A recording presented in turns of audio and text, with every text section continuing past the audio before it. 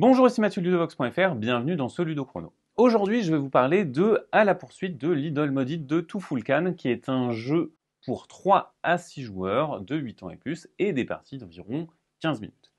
Dans ce jeu, les joueurs incarnent chacun un membre différent de la famille Gretenfield et vous êtes à la poursuite de l'idole maudite de Tufulcan. Le premier joueur ou la première joueuse qui parvient à atteindre l'idole remportera la partie.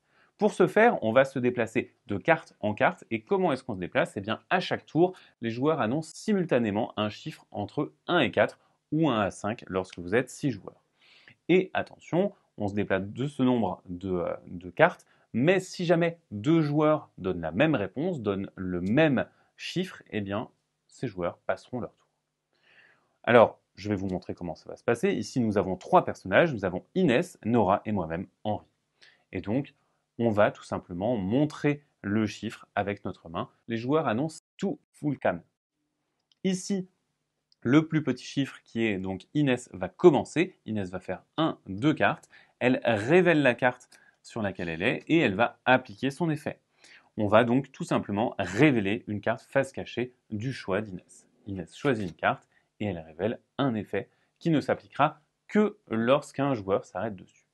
Ensuite, eh bien, c'est à Nora qui a fait 3 et Nora, elle va faire 1, 2, 3. Elle va venir ici et le brouillard dit au prochain tour, le joueur qui a le plus grand chiffre lors de la phase de révélation passe son tour.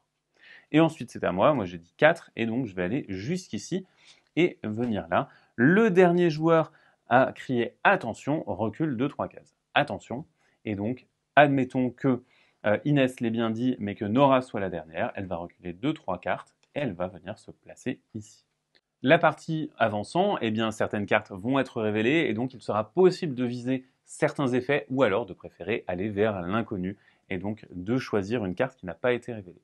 On procède donc à un nouveau tour. Ici, eh bien, on va faire 3, 2, 1, révélation. On a 2 chiffres qui sont identiques pour Inès et Nora, elles ne vont pas jouer. Et de mon côté, comme Nora a activé le brouillard et que moi j'ai le plus grand chiffre, eh bien, je vais passer mon tour.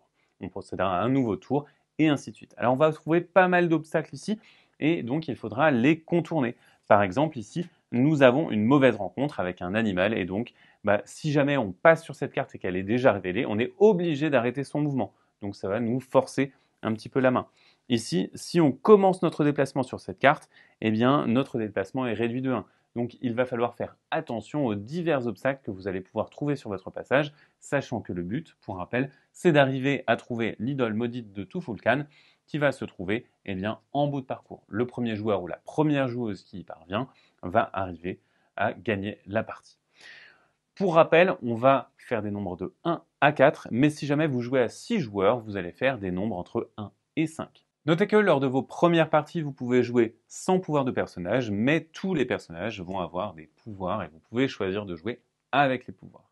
Voilà pour À la poursuite de l'idole maudite de Tufulcan. C'est donc un jeu dans lequel il faut se montrer audacieux pour aller trouver l'idole, mais attention, il faudra bien penser à prévoir les coups des autres. Maintenant, c'est à vous de jouer. À bientôt sur ludovox.fr.